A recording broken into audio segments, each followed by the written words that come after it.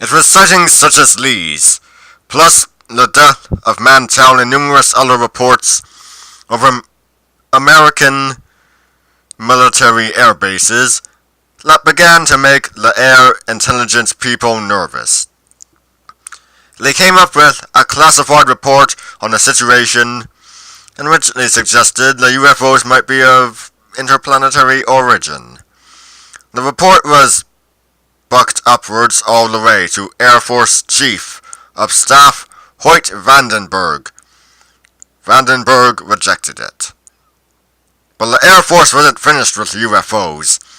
Reports continued to pour in that couldn't be ignored.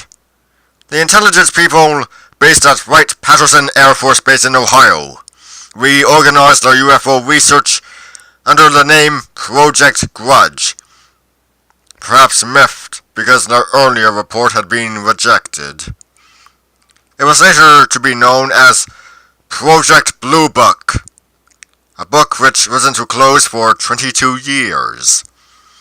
The CIA was brought into the picture in 1952 after a rash of UFO sightings over Washington, D.C.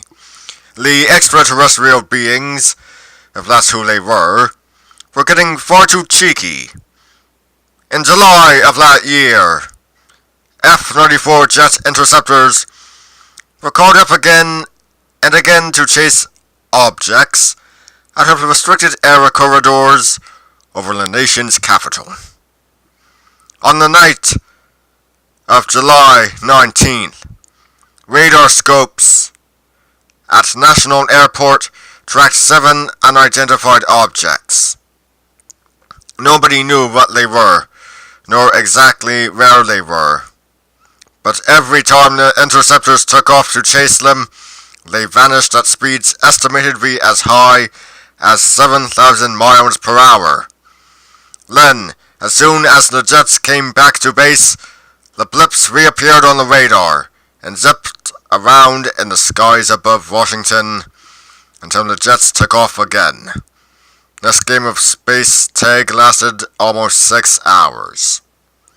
A week later, on July 27th, there was a repeat performance, not only in Washington but across the country.